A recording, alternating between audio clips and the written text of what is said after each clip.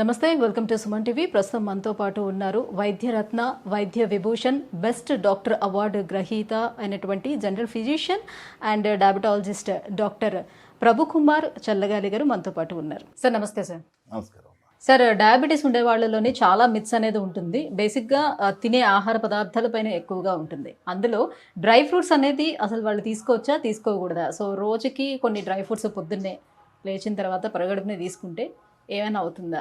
తినచ్చా తినకూడదా? జనరల్గా మనం చూస్తే డ్రై ఫ్రూట్స్ అద్భుతమైనటువంటి ఆహార పదార్థాలు. డ్రై ఫ్రూట్స్, బాదం పప్పు.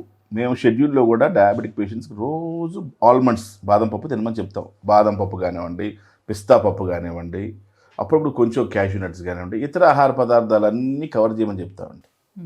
డ్రై ఫ్రూట్స్, రకరకాల డ్రై ఫ్రూట్స్ ఉన్నాయి. క్యాష్యూ నట్స్లో ట్రైగ్లిజరైడ్స్ పెరిగే అవకాశం ఉంది, ఎల్డిఎల్ పెరిగే అవకాశం. దాన్ని ఏమంటారు? బాదం పప్పు. ఇదేమో ఆల్మండ్స్ అంటే బాదం పప్పు, జీడిపప్పు. జీడిపప్పులో కొంచెం సమస్య. పిస్తా పప్పు ఉంది, తర్వాత ద్రాక్ష, ఖర్జూర్. వీటన్నిటిలో చాలా శ్రేష్టమైనటువంటి ద్రాక్ష తీసుకోవచ్చా సార్? ద్రాక్ష కూడా తీసుకోవచ్చు. అంటే అది కూడా తీగా ఉంటుంది. అంటే వీటన్నిటిలో కూడా ఒకటేనండి, హెచ్బిఏవన్సి. అన్ని డిసైడ్ చేసే ఫ్యాక్టర్ హెచ్బిఏవన్సి. హెచ్బిఏవన్సి అంటే 3 నెలల షుగర్ పరీక్ష. మన ఆర్బీసీస్ 120 రోజులు చచ్చిపోతాయి కాబట్టి 120 రోజులకి క్యాలిక్యులేట్ చేసుకుంటుంది అనమాట. హెచ్బిఏవన్సి గ్లైకేటెడ్ హిమోగ్లోబిన్ అనమాట. ఇది గ్లైకోసిలేటెడ్ హిమోగ్లోబిన్. ఇది మనకు ఒక స్టాండర్డ్ బెంచ్ మార్క్ టాప్ పరీక్ష అనమాట. ఇది షుగర్ పేషెంట్స్కి మనం దాన్నే ఎక్కువ. ఈ మధ్యలో కొంతమంది 7 దాకా ఓకే కదంటే అమెరికన్ గైడ్లైన్స్ చెప్తున్నాయంటే ఓకే, 7 కూడా ఓకే మాకు. కానీ మీ సమస్య కనుక పెరిగితే, కొంతమందికి 6 నుంచి 7లోనే అతిగా మూత్రం రావటం, ఎక్కువసార్లు యూరిన్ పోసేయటం, ఎక్కువసార్లు నీళ్ళు తాగాలనిపించటం, ఎక్కువసార్లు ఆహారం తినాలనిపించటం, కాలు చేతులు మంటలు పుట్టడం, 7కి వచ్చే లోపల కొంతమంది ఈ లక్షణాలన్నీ వచ్చేస్తున్నాయి, కాంప్లికేషన్స్ అన్నీ. కాబట్టి జాగ్రత్తగా ఉండాలి ఈ విషయాల్లో మనం. సో డ్రై ఫ్రూట్స్ తినటం అన్నది, దీంట్లో omega fatty acids, rich fatty acids ఫిష్లో కూడా ఉంటుంది. అది కాడ్ లివర్ ఆయిల్. అంటే వరకు నేను చేప మందు వేసుకుంటున్నాను, చేప గుళికల్లాగా కలర్స్లో ఆయిలీ క్యాప్సూల్స్ వేసుకుంటారు. ఒమేగా ఫ్యాటీ యాసిడ్స్ మనకి చాలా మంచిది.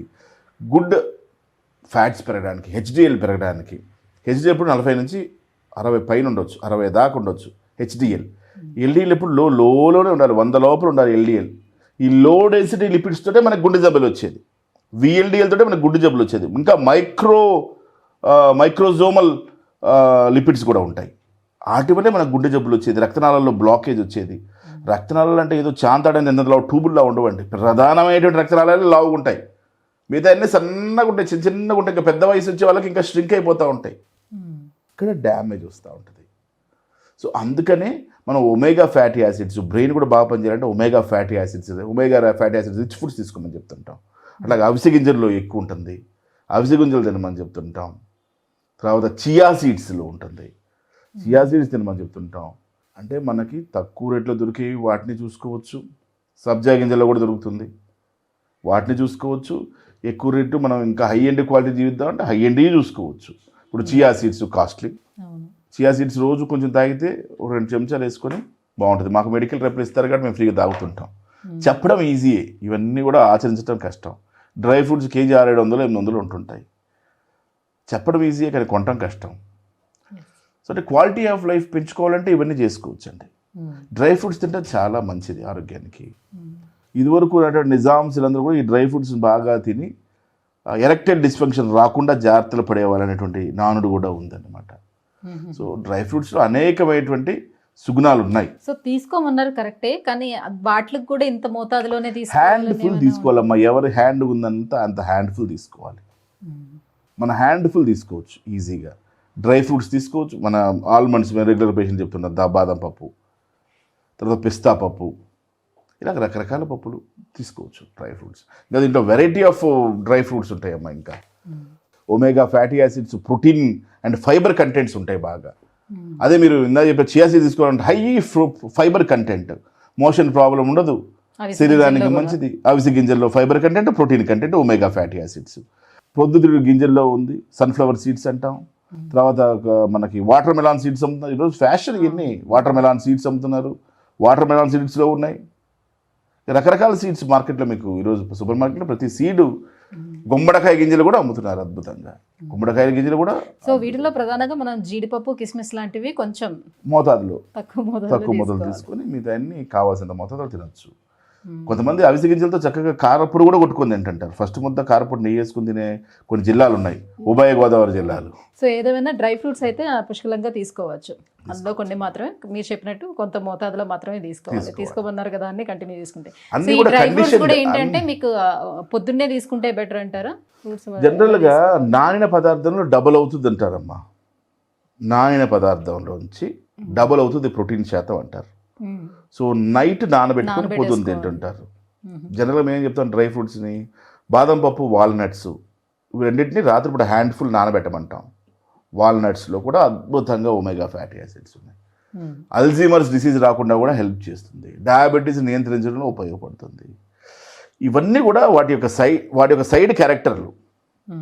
అంతేగాని ప్రధానమైనటువంటి వైద్యం మాత్రం కాదు. ఇది గమనించాలి పేషెంట్స్ అందరూ కూడా. ప్రధానమైన వైద్యం మాత్రం కాదు అది. ఇవన్నీ కూడా సైడ్లో మనకు ఉపయోగపడేటువంటి మాత్రమే.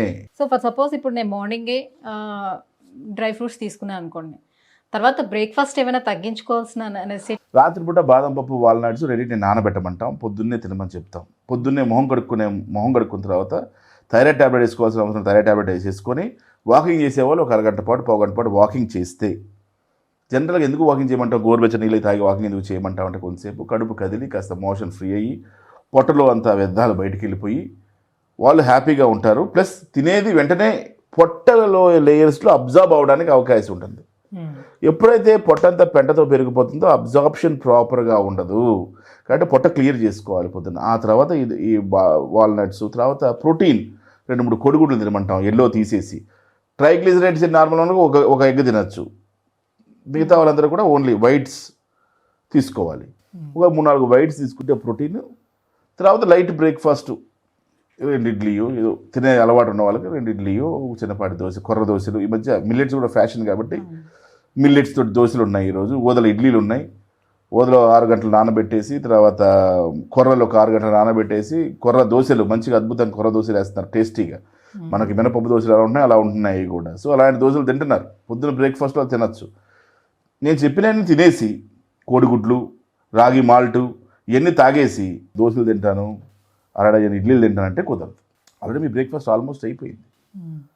తర్వాత ఇంకోటి ఏం చెప్తాము, 10-11 గంటల మధ్యలో బత్తాయి రసము, చిన్నపాటి ఛాయో, కొబ్బరి నీళ్ళు, పాలల్లో బూస్టో ఏదో ప్రోటీన్ పౌడర్ కలుపుకొని తాగితే మన శరీరానికి కావాల్సిన ప్రోటీన్ సప్లై చేస్తాం. పొద్దున ఆల్రెడీ ప్రోటీన్ తిన్నా గుడ్ల రూపంలో, వైట్స్ రూపంలో. అంటే బాదం పప్పులో కొంత ప్రోటీన్ వస్తుంది, వాల్నట్స్లో కొంత ప్రోటీన్ వస్తుంది. ఇవన్నీ తింటూ గుడ్లు తింటుంటూ మళ్ళీ రాగి మాల్ట్ తాగితే అక్కడికి బ్రేక్ఫాస్ట్ చాలా వరకు అయిపోయినట్టు, 90% బ్రేక్ఫాస్ట్ అయిపోయినట్టు. ఇక్కడికి ఒక 1000 క్యాలరీస్, 800 క్యాలరీస్ ఎనర్జీ వచ్చేసింది మీకు. తర్వాత 10-11 గంటలకి చిన్న స్నాక్ లాగా ఏదో ఒక జ్యూస్ తాగటం, బాదం.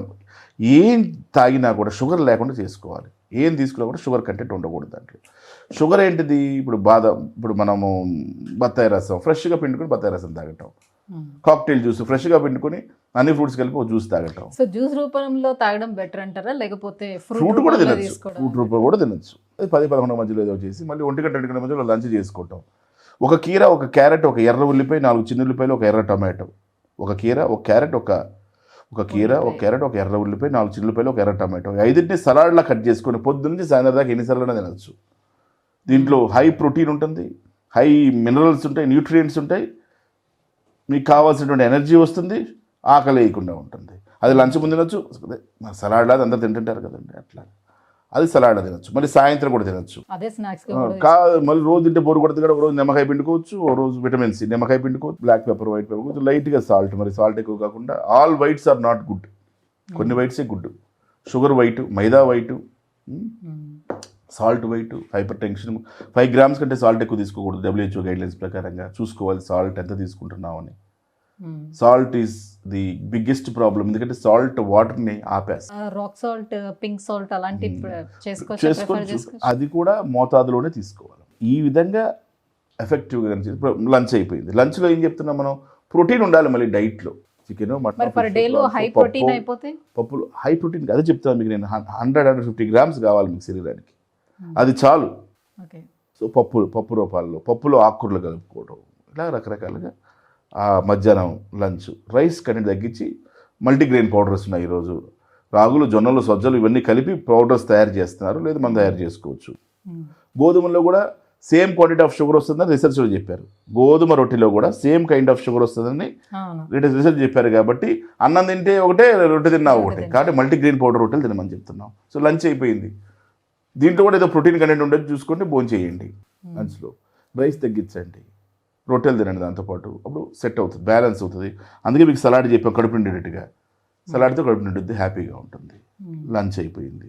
4-5 గంటల కింద చెప్పాను కదా మీకు నేను గింజలు, కుకుంబర్ సీడ్స్ అని, ఆ సీడ్స్ అని, మన అవిసె గింజలు అని, తర్వాత కుకుంబర్ సీడ్స్ అని, తర్వాత గుమ్మడికాయ విత్తనాలని, ఇలా రకరకాల విత్తనాలు ఉన్నాయి. 4-5 గంటలకు ఆ విత్తనాలు వేయించుకొని తినచ్చు, ఉప్పు కారం కలుపుకొని తినచ్చు, రకరకాల తినచ్చు. దాన్ని కూడా ఆ గింజలు తింటారు 4-5 గంటలకి. సాయంత్రం 7-8 గంటలకి మళ్ళీ అంత ప్రోటీన్ తోటి ఒక 2 చపాతీలు తింటే, చపాతీ అంటే ఇన్ ద సెన్స్ మల్టీగ్రెయిన్ పౌడర్తో, పప్పుతోటో, ఇంకో కర్రీతోటో, పప్పు గింజ, దాంతో మష్రూమ్స్ వేపుడుతోటో, ఏదో రకాలుగా మనకు కావాల్సిన 6-7 గంటల లోపల ఫినిష్ చేసేసుకోవటం. ఇలా గనక మనం డైట్ ఫిక్స్ చేసుకుంటే కనుక తప్పకుండా అద్భుతమైన రిజల్ట్స్ వస్తాయి. అన్నీ తినచ్చు. డ్రై ఫ్రూట్స్ కవర్ అవుతున్నాయి, దీంట్లో అన్ని ఫ్రూట్స్ కవర్ అవుతున్నాయి, ఫుడ్స్ కవర్ అవుతున్నాయి. రాత్రి కావాలంటే ఇందా నేను చెప్పిన ఫ్రూట్స్ లిస్ట్ ఇందా అందులో ఫ్రూట్స్ అన్నీ తినచ్చు. నేను వద్దరై తప్పించి తింటే చక్కగా ఇవన్నీ కవర్ చేసుకుంటే అద్భుతంగా ఈ మీకు లిస్ట్లో వర్కౌట్ అయిపోయింది. Thank you so much sir. Diabetic వాళ్ళకి ఎలాంటి డైట్ ఫాలో అయితే మంచిదని విషయాలు తెలియజేస్తుంది. నమస్కారం.